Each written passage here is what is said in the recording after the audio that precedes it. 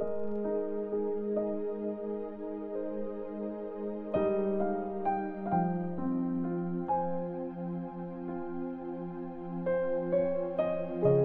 chapter 9. Pinadala ni Jesus ang 12 disciples. Tinawag ni Jesus ang 12 disciples at binigyan niya sila ng kapangyarihan at authority na magpalayas ng demonyo at magpagaling ng mga sakit. Tapos, pinadala sila ni Jesus sa isang misyon para mag-preach tungkol sa kaharian ng Diyos at magpagaling ng mga may sakit. Sinabi niya sa kanila, "Huwag kayong magdala ng kahit ano sa lakad nyo. Walang tungkod, bag, tinapay, pera o ekstrang damit. Pag tinanggap kayo sa isang bahay, mag-stay kayo doon hanggang sa pag-alis nyo sa lugar na yon. Kung di naman nila kayo i-welcome, umalis kayo at ipagpag ang alikabok sa mga paa nyo. Sign yun na nire-reject nyo sila." Umalis ang mga disciples at naglibot sa mga barangay. Nag-preach sila ng magandang balita at nagpagaling ng mga tao sa lahat ng lugar. Nalito si Herod. Nabalitaan ni Herod, yung ruler ng Galilee, ang lahat ng mga nangyayari. Nalito siya kasi, sabi ng iba, nabuhay daw uli si John the Baptist. Sabi naman ng iba, nagpakita si Elijah. At sabi naman ng iba pa, nabuhay ulit ang isa sa mga prophets noong unang panahon. Sinabi ni Herod, "Pinapugutan ko ng ulo si John, pero sino itong taong ito na nababalitaan ko?" Kaya ginusto niyang makita si Jesus. Pinakain ni Jesus ang 5,000. Bumalik ang mga apostles at kinuwento kay Jesus ang lahat ng mga ginawa nila. Tapos, sinama sila ni Jesus sa Bethsaida na sila lang. Nung nalaman to ng mga tao, sinundan nila si Jesus. Winelcome sila ni Jesus at nagsalita siya sa kanila tungkol sa kaharian ng Diyos. Pinagaling din niya ang mga may sakit. Nung gumagabi na, lumapit ang 12 disciples sa kanya at sinabi, "Paalisin niyo na po ang mga tao para makapunta sila sa mga katabing barangay at bukid kung saan sila pwedeng kumain at matulog. Malayo po sa bayan ang lugar na to." Pero sinabi ni Jesus sa kanila, "Kayo ang magbigay ng pagkain sa kanila." Sumagot sila, 5 tinapay at 2 isda lang po ang meron kami. Bibili po ba kami ng pagkain para sa lahat ng taong ito? Nasa 5,000 na mga lalaki nandun. Sinabi niya sa mga disciples, "Paupuin niyo sila in groups, mga 50 kada grupo." Pinaupo nga nila ang mga tao. Kinuha ni Jesus ang 5 tinapay at 2 isda, tumingin sa langit at nagpasalamat sa Diyos. Pinaghati-hati niya ang mga ito at binigay sa mga disciples para i-distribute sa mga tao. Nakakain at napusog ang lahat. Nakaipon pa ang mga disciples ng 12 baskets sa mga natirang pagkain. Ang claim ni Peter tungkol kay Jesus. Isang araw, habang mag-isang nagpe-pray si Jesus, sinamahan siya ng mga disciples. Tinanong niya sila, "Anong sinasabi ng mga tao tungkol sa akin? Sino daw ako?" Sumagot sila, "Sabi po ng iba, kayo si John the Baptist. Yung iba naman, si Elijah.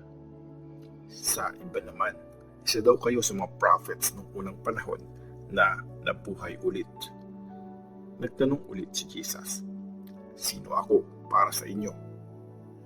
Sumagot si Peter, "Kayo po ang Christ na pinadala ng Diyos." Sinabihan sila ni Jesus na wag itong sabihin kahit kanino. Nagsalita si Jesus tungkol sa kamatayan niya. Sinabi ni Jesus, kailangan mag-suffer ng todo ang Son of Man. I-reject siya ng mga leader ng bayan, chief priests at mga teachers ng law. Papatayin siya, pero bubuhayin siya ulit sa 3 araw. Sinabi niya sa lahat, kung gusto niyo sumunod sa akin, kalimutan niyo ang sarili niyo. pasanin ang krus nyo araw-araw at sumunod kayo sa akin. Kung gusto nyong iligtas ang buhay nyo, mawawala ito. Pero kung mawalan kayo ng buhay alang-alang sa akin, maliligtas nyo ito.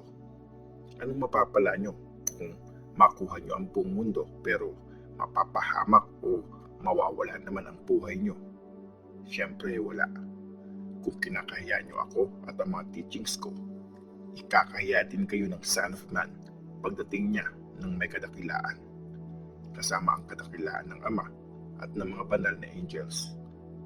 Sinasabi ko sa inyo, may ilan sa inyo dito na hindi mamamatay hanggat di pa nila nakikita ang kaharian ng Diyos. Ang pagbabagong anyo ni Jesus.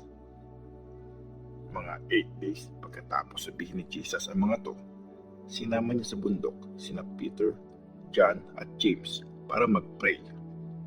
Habang nagpe-pray siya, nagbago ang itsura niya at naging puting-puti ang damit niya. Biglang may lumitaw na dalawang lalaking nakikipag-usap kay Jesus, sina Moses at Elijah. Nakakasilaw ang kadakilaan nila. Nag-usap sila kung paano matutupad ang kalooban ng Diyos pag namatay si Jesus sa Jerusalem. Mahimbing ang tulog ni Peter at mga kasama niya, pero nung magising sila, nakita nila ang nakakasilaw na kadakilaan ni Jesus at ang dalawang lalaking nakatayo kasama niya. Nung paalis na sila, sinabi ni Peter kay Jesus, "Lord, mabuti at nandito kami. Magtatayo kami ng 3 tent, isa sa inyo, isa kay Moses at isa kay Elijah." Hindi niya talaga alam ang sinasabi niya. Nagsasalita pa siya nang lumitaw ang isang ulap at natakot ang mga disciples nung kinover sila nito. May boses na nagsalita galing sa ulap. "Ito ang anak ko, ang pinili ko. Pakinggan niyo siya." After marinig ang boses, nakita nilang nag-iisa na lang si Jesus. Nanahimik ang mga disciples nung time na yon at hindi nila sinabi kahit kanino ang mga nakita nila. Pinagaling ni Jesus ang batang lalaki. Kinabukasan, bumaba ng bundok sina Jesus at ang 3 disciples. Sinalubong siya ng maraming tao.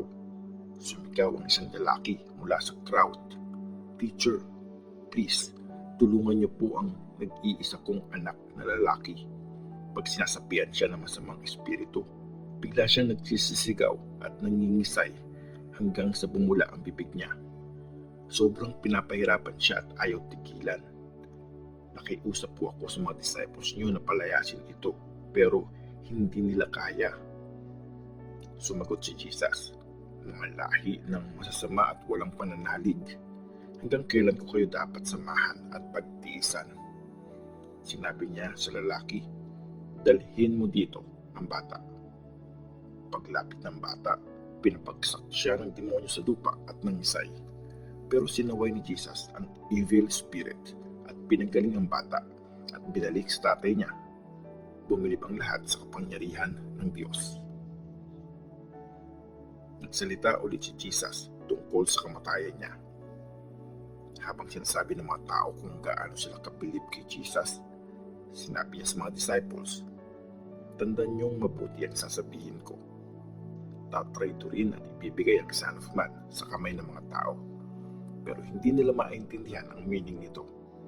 Tinago ito sa kanila para hindi nila maintindihan. Takot naman sila magtanong tungkol dito. Sino ang pinakadakila? Nagtalo-talo ang mga disciples kung sino sa kanila ang pinakadakila. Alam ni Jesus ang iniisip nila kaya tinawag niya ang isang bata at pinatayo sa tabi niya. Sinabi ni Jesus sa kanila, "Kung sinong tumatanggap sa batang ito alang-alang sa akin, ay tumatanggap din sa akin. Kung sinong tumatanggap sa akin ay tumatanggap din sa nagpadala sa akin. Kasi kung sinong pinakamababa sa inyo, siya ang pinakadakila." Kakampi natin ang hindi laban sa atin. Sinabi ni John, "Master, may nakita po kami nagpapalayas ng demonyo gamit ang pangalan niyo. Pinagbawalan po namin siya kasi hindi natin siya kasama." Pero sinabi ni Jesus, huwag niyo siyang pagbawalan kasi ang hindi kumukontra sa inyo ay kakampi niyo. Hindi tinanggap si Jesus sa isang barangay sa Samaria. Nung malapit nang dalhin si Jesus sa langit, nagdesisyon siyang pumunta sa Jerusalem. Nagpadala siya ng mga messengers na mauuna sa kanya. Pumunta sila sa isang barangay sa Samaria para ihanda ang pag-i-stayan niya. Pero hindi siya tinanggap ng mga tao kasi papunta siya sa Jerusalem. Nang makita ito ng mga disciples na sina James at John, sabi nila, Lord, gusto niyo po bang magpaulan kami ng apoy galing sa langit para patayin at sunugin sila? Pero lumingon si Jesus at pinagalitan sila. Sabi niya, hindi niyo alam kung anong espiritu ang nasa inyo. Dumating ang Son of Man, hindi para pumatay, kundi para i-save ang mga tao. At pumunta sila sa ibang barangay. Pagsunod kay Jesus. Habang naglalakad sila, may lumapit kay Jesus at nagsabing, susunod po ako sa inyo kahit saan kayo pumunta. Sinabi ni Jesus sa kanya, may lungga ang mga fox, may pugad ang mga ibon, pero wala man lang lugar para humiga at magpahinga ang Son of Man. Sinabi ni Jesus sa isa pang lalaki, sumunod ka sa akin. Pero sumagot siya, Sir, pwede po bang umuwi muna ako para ipalibing ang tatay ko? Sumagot si Jesus, hayaan mo ang mga patay ang maglibing sa mga patay nila. Pero ikaw, lumakad ka at i-preach ang kaharian ng Diyos. May isa pang nagsabi, Sir, susunod po ako sa inyo, pero pwede po bang paalam muna ako sa pamilya ko? Sinabi ni Jesus sa kanya, ang nagsimula ng mag-araro pero lumilingon sa likod ay walang silbi sa kaharian ng Diyos.